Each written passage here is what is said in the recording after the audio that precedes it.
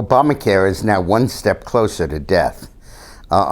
Just this past Friday, the Supreme Court accepted the case that challenges the subsidies in Obamacare that flow through the federal exchanges.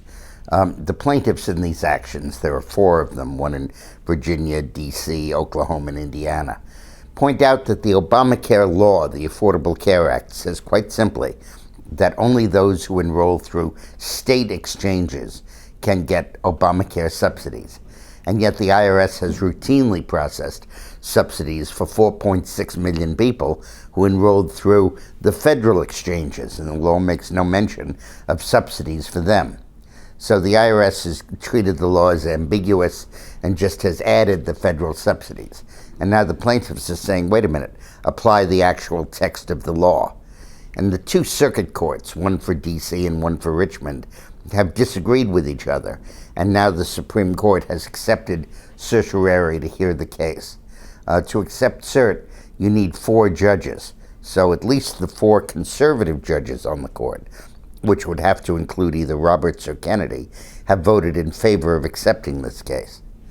Now, I believe that this case, and we've talked about this before, offers the best opportunity to end Obamacare because it does not require the judges to overturn the law or rule it unconstitutional.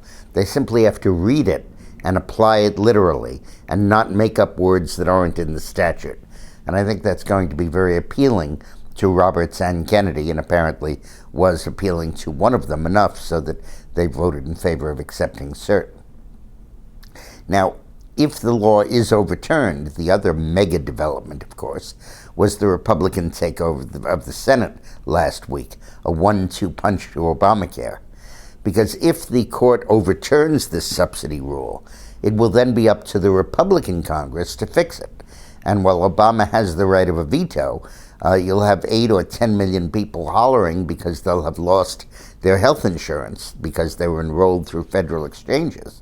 And a Reagan veto would deprive them entirely of any subsidy for their health care and therefore any ability to have those policies. They would be just left out in the cold. And most of those people had insurance before. Obamacare ruled that they can't continue it, forced them into the exchanges, forced them to buy policies they neither needed nor wanted nor could afford. But with the subsidies they can, and now the subsidies would be taken away from them. So this is a very, very serious situation for Obamacare. And I believe that what's likely to happen is that the Republicans will pass their alternative to Obamacare, and that Obama will be unable to veto it. And their alternative, quite simply, is if you need health insurance and you can't afford it, we'll give you a subsidy. We'll give you tax credits, but you don't have to use it, you don't have to have insurance, and you don't have to have certain things covered and certain things not covered. It also says that you cannot be discriminated against on grounds of pre-existing conditions, nor can the policy be taken away or the premiums raised if you get sick. It's a very good bill.